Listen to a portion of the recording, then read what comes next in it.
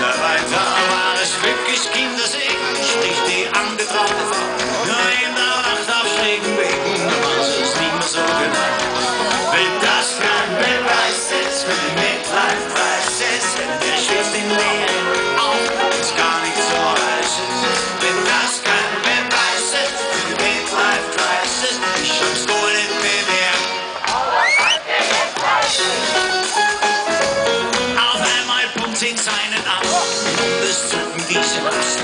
Sie da schlanke Dachbein, nach Möglichkeit im Schnapsenbade, in normale Lüften, legt die Hand um fremde Hüften. Warum sollen die es gaffen, nicht einmal woanders schlafen?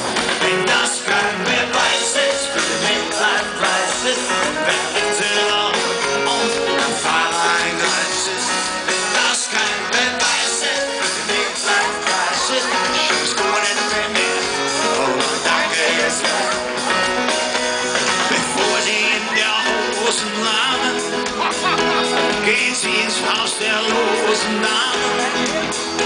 Bei Kerzenlicht und bei Champagner stellen sie dann fest, ich kann ja.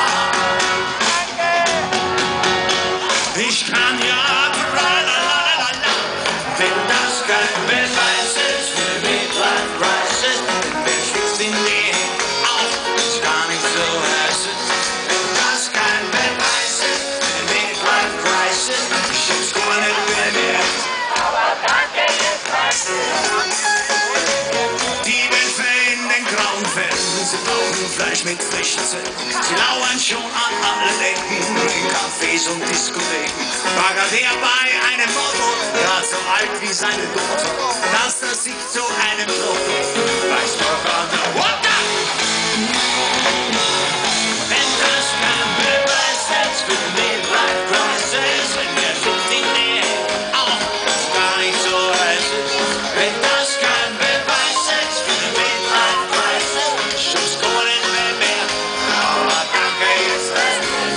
Wenn das kein Beweis ist für die Midlife-Crisis, wenn der Schwitz in Nähe